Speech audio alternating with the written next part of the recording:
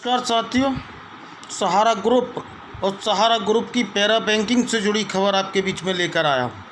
आज सहारा प्रबंधन और सेबी के बीच में जो विवाद चल रहा है, उस विवाद की परिणति ये है कि 10 से 12 करोड़ जमाकर्ता जो है परेशान हैं। आज हमारे बीच के सैकड़ों की तादाद में एजेंट साथी जो हैं काल के गाल में ख़त्म हो गए हैं और वो भुगतान न मिलने के कारण में जो है आत्महत्या जैसा कृत्य कर चुके। आज उनको भुगतान नहीं मिल रहा, उनके निवेशकों को भुगतान नहीं मिल रहा, वो वाजिब पीड़ा में हैं और उनकी पीड़ा को ना सहारा प्रबंधन देख पा रहा, ना ही जो है उनके निवेशकों को भुगतान दे पा रहा। इसी तरह मोदी सरकार के नियामक मोदी सरकार जो है ये कंपनियों को लाइसेंस तो देती है, लेकिन जब भी भुगतान की बात आती है तो चुप्पी ओढ़ लेती है। चाहे वो सत्ता पक्ष हो, चाहे वो विपक्ष हो, सभी को जो है मैं आरोपी बनाऊंगा और सभी को जो है मैं कि आज ना तो देश का कोई सत्ता पक्ष का नेता इतना हिम्मत कर पा रहा है कि आज इस देश के 10 से 12 करोड़ जमाकर्ताओं की पीड़ा को वो आगे ला पाए।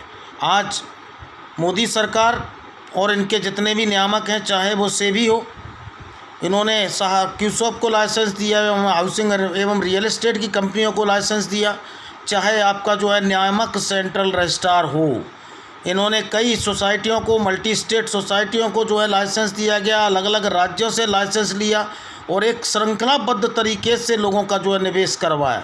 लेकिन आज जब भुगतान की बारी आ रही है, जब भुगतान की जो है वाजिब दिक्कतें आ रही हैं, अभी तक तो ये नियामक कहते थे कि हमारे पास शिकायतें ही नहीं आ रही, आज जब हज़ारों लाखों शिकायतें इनके पास पहुंच रही हैं तो फिर भुगतान क्यों नहीं हो रहा।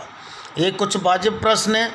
इन वाजिब प्रश्नों का जवाब इस देश के नियामकों को भी देना पड़ेगा, इस देश के सोई हुई सरकारों को भी देना पड़ेगा। और इस देश में आज जब सहारा के खिलाफ सड़कों पे आवाज़ बुलंद हो रही है, कोर्ट एवं सुप्रीम कोर्ट, हाई कोर्टों में जो है अलग अलग राज्यों में बुलंद हो रही है, तो फिर इस देश का मीडिया कहाँ है? कहाँ है इस देश का लोकतंत्र का चौथा स्तंभ? क्या लोकतंत्र का चौथा स्तंभ बिक चुका है, या फिर वो जो है ये कॉरपोरेट घरानों से जो है दोस्ती यारी निभाकर जो है बताना नहीं चाहता? लेकिन बहुत दुखद है अगर ऐसा कर रहा है तो। लेकिन आज हमारे जैसे यूट्यूब चैनल आज आम गरीब की, आम पीड़ित की, आम शोषित की आवाज़ को इसी तरह उठाते रहेंगे और इसी तरह जो है लाते रहेंगे। आज सहारा कंपनी देश की उन कंपनियों में शुमार हो चुकी है कि एक समय था कि इन्होंने राष्ट्रगान करके वर्ल्ड रिकॉर्ड बनाया था, लेकिन आज सहारा कंपनी देश की नंबर 1 ठग कंपनी के रूप में जो है साबित हो चुकी है। क्योंकि इनके जितने डायरेक्टर हैं, सुब्रत राय, ओपी श्रीवास्तव, स्वप्ना राय, एफिडेविट दे चुके हैं कि हम जो है इन सोसाइटियों के निर्देशक मंडल में शामिल नहीं हैं। तो आप निर्देशक मंडल में शामिल नहीं हैं तो फिर आप जो है सहारा ग्रुप के चेयरमैन तो हैं, आप उसके बाद में आप किस आधार पर बड़े बड़े पेपरों में विज्ञापन देकर, इश्तेहार देकर लोगों को पिछले कोरोना के 2 साल के पहले लगातार लोगों को जो है इंतज़ार करने का दिलासा दे रहे थे? किस हैसियत से दे रहे थे जब आप जो है सोसाइटी में सर्वाधिक पेंडेंसी इन सोसाइटियों में? तो आज सहारा प्रबंधन से जुड़े लोग और इनके डायरेक्टर, तो आज सहारा कंपनी नंबर 1 की कंपनी जो है आर्थिक ठगी के मामले में नंबर 1 कंपनी जो है देश में साबित हो रही है। आज इसके पहले विजय माल्या, नीरव मोदी जो है लूट कर चले गए, उसके बाद में फिर इन देश के राजनेताओं ने चर्चा पर चर्चा की, लेकिन आज सहारा के ऑफिस खुले हैं, सहारा के डायरेक्टर यही हैं, सहारा का पूरा प्रबंधन यही है, लेकिन आज इस देश की सरकार है जो है कोई कार्रवाई नहीं कर रही। सोसाइटियों में कोई विवाद नहीं है, सम्मानित दिल्ली हाई कोर्ट के आदेश का भी जो है पालन नहीं किया जा रहा। दिल्ली हाई कोर्ट स्पष्ट कह चुका है कि आप क्या नया व्यवसाय नहीं ले सकते, लेकिन आप जो है भुगतान कीजिए। लेकिन ये जमाकर्ताओं को ये दिखा रहे हैं कि हम पर रोक लगी। भाई रोक आपके भुगतान पर नहीं लगी है, आपके जो है नए व्यवसाय लेने पर रोक लगी है।